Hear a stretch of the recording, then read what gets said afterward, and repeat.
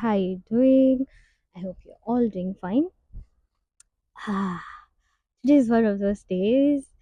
I've really, I don't know, when you're all in your feelings, you just don't want to do things. But it's been long overdue for me to create another video for my YouTube channel. Imagine it has been like already 2 months now because the last one I shot was in December around date 26.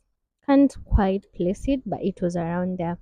So it's almost 2 months, so I have to create another video. So I just had to look for a place to look for a content to talk about. Apparently I had a like um what do I say? I'd planned on the things I was supposed to talk to about today, but I don't really think my mind can follow up a script right now. So let's just talk whatever is in my mind, okay? So welcome to my YouTube channel. This is M.Ndegwa. I'm a content creator. Wait, I'm a nurse. I'm a content creator. I am a certified mental health advocate. So you can follow me on my social media accounts on TikTok, that is M.Ndegwa. Be great. On Instagram, that is M.Ndegwa, and on X as M.Ndegwa. And here on YouTube as M.Ndegwa also. So you're all welcome. Today, what I really want us to talk about is we are like a month or two into 2025, and if you like give a flashback of what in your life, like in the past 1 or 2 years, like how can you place it, or how has that really contributed to where you are right now? So let me share my story starting from 2020. Let me start from 2022.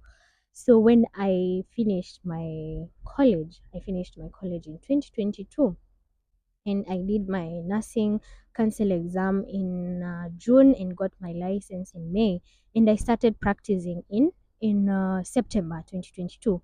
So that whole year I was working from 2022 September to 2023 September. So that period was not easy, first of all, considering this is your first time in the field. This is the first time you're actually supposed to do things on your own. As a student, your seniors are monitoring what you're doing. You can't really be in trouble as much because like you're not licensed, you're a student, so you're allowed to make mistakes, and you're there to make mistakes so that you can be able to do the right thing when you're into the field.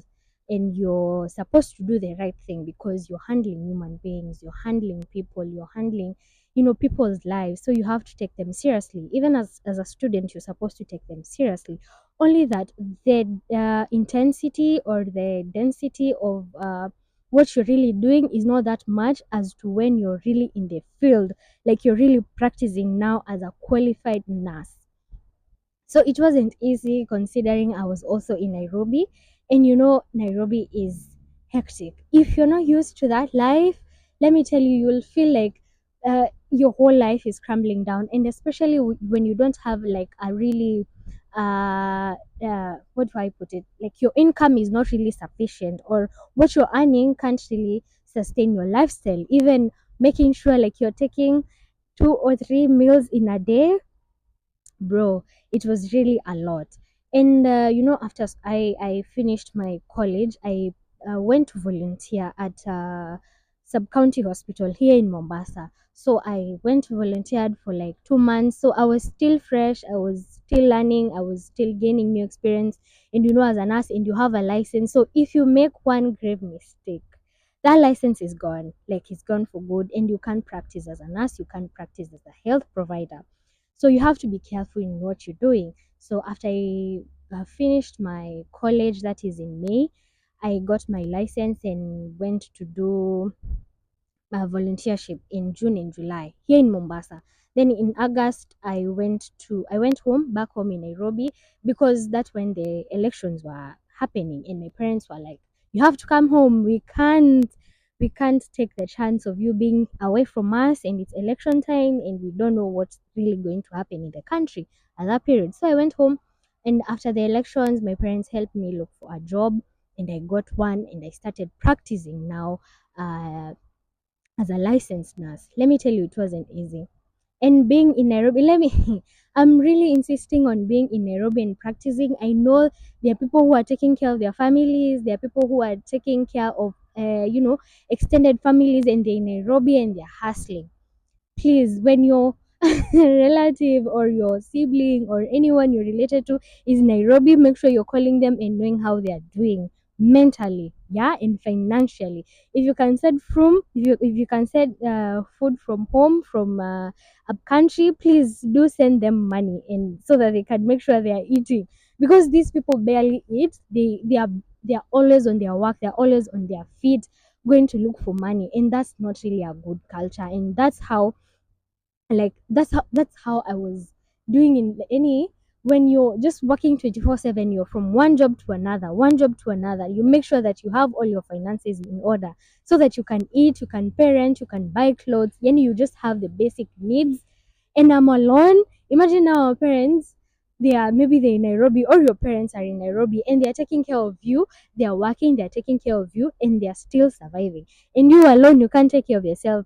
Bana, I salute our parents for, like, doing this work and making sure that, we are eating, we are fed for, we have shelter, we have everything we need to have.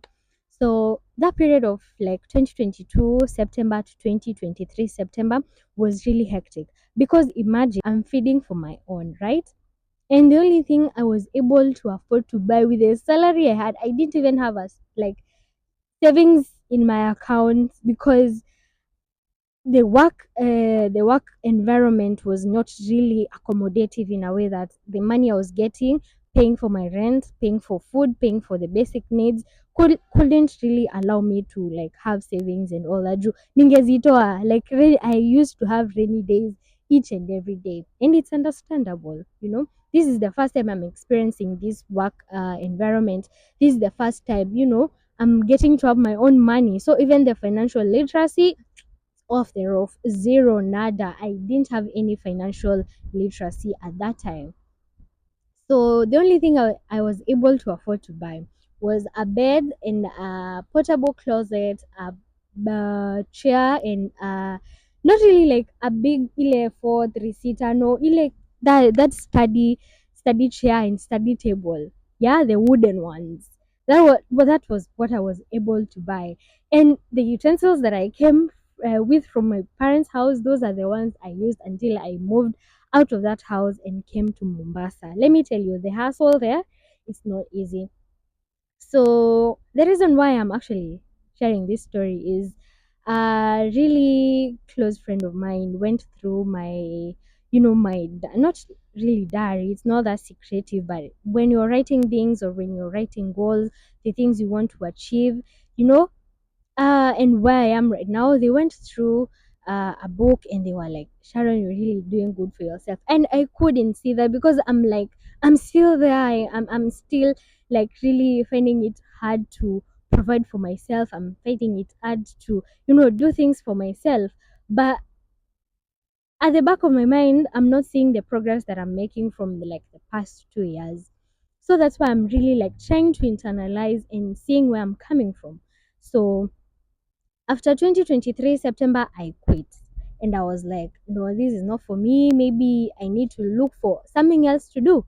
And let me tell you, from 2023 September to 2024 April, those were one of the most hardest moments in my life. Those were, like, the most hardest, because I don't have, like, an income that can really sustain or fund or maintain me. Not that my life was really, um, I was putting my lifestyle really high. No, it is the basic. I'm talking about the basic funding. So at some point I moved back to my parents' house, and I was preparing to come to Mombasa now. I was preparing for, like, a whole new life, and I think this life in Mombasa is really favoring me, because Mombasa has a slow life. Like, it is a slow living. You don't have pressure from people, you partying, going where, doing what. You're just living your life. You just, less friends, less activities, less headaches. That is what I can say. So I moved to Mombasa in 2024 April, and soon after I I started job hunting. At that time, I was staying at my aunt's place. I started job hunting and got two or three places. So I had to like see which place I is really suitable for me. And I got one, and it was really consistent. And I worked and I worked and I worked. And I can say for like the period of like 2022 Jan to 2025 Jan, 2024 is was like the most time I've worked. I really gave it my all because I had set goals. I had things that I wanted to do for myself. I had things that I wanted to achieve. I had written down so many things that I wanted to have, and one of the goals was to like make sure like my house is like a very special place, because that's my own place, that's my personal space. I have to make it comfortable for myself. If it's buying a seat, if it's buying a television, if it's buying a system, if it's buying cooking wares, if it's buying kitchen wares and all that, I had them in place. And I really worked towards that and learned how to manage my finances, like making sure that I have like I have that financial stability. Not that I'm at my best right now or achieved so much, but what I can say is that it is the small things, it is the small wins, it is the small step forward. Because for you to work and buy yourself a new bed, for you to work and buy yourself a new mattress, a new closet, new kitchenwares, a new seat, and you're working for that money, you're toiling for that money as a young 22, 23, 24 year old, you're doing your best. Because at some point, I was like trying to compare myself with my peers. And sometimes I can see that I'm lacking behind. But even if you sit down and see the hard work you're putting, you shouldn't put yourself in a situation where you're feeling less. You shouldn't put yourself in a situation where like you feel like you're not doing anything. Don't give yourself that pressure. Even though you want to achieve a lot, consider also your mental health and your lifestyle and what you've brought up doing, what you've been brought up knowing, and what you've like sat down and planned to achieve in your life. So currently I'm not really in a bad place. I have my mother's prayers, my father's prayers, my parents' support, and considering that I'm also entering into another era of my life that I'm really looking forward to, I'm really grateful to God where I am. The little wins, for me buying myself a seat, for me buying myself kitchenwares, for me buying myself all the things that I've bought for myself and seeing myself through bit by bit. I guess that's a blessing enough. I guess that's an achievement enough for me to sit down and be to give gratitude to God, to give gratitude. First of all, I want to congratulate me. I want to congratulate me for where I am. It's the small wins, actually. Not that it's a cliche. No, it is the small wins. Making sure that you're eating every day, breakfast, lunch, and supper. Who told you everyone eats food every day?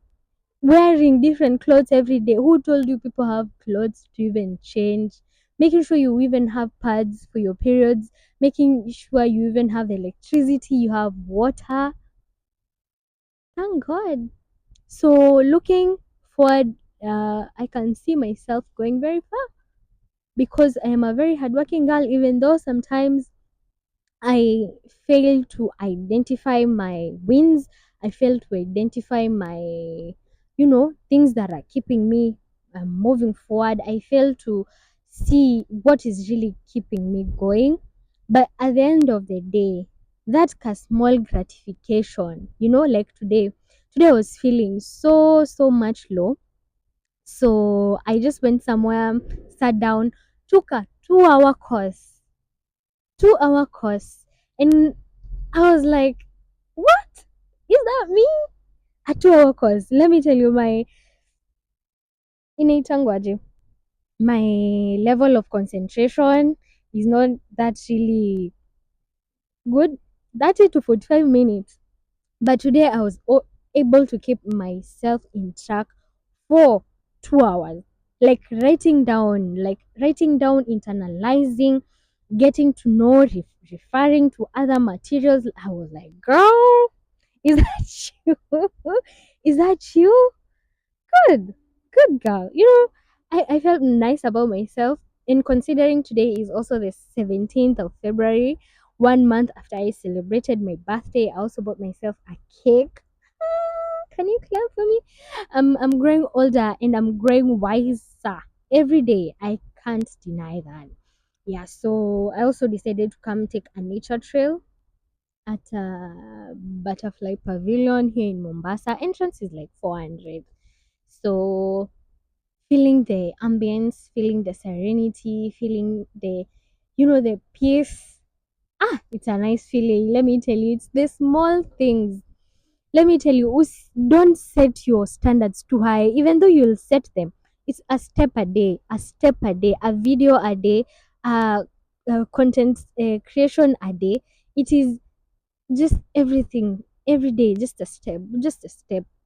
Understanding yourself, understanding your capabilities, understanding your talents, understanding where you can stretch financially, where you can't, and settling down with that means a lot. So I just want to advise people out there, if or people, my age, I know I ain't perfect, but I can set an example. I believe about that. I can set an example for my siblings, for myself, for other people who watch my content. I'm really grateful. So be happy, keep your health in check, especially your mental health, and be happy where you are. Be happy with what you've achieved. Be happy with your goals that you've achieved and ones that you're yet to achieve. So thank you for watching my video. I'm very grateful and see you in the next one. Bye.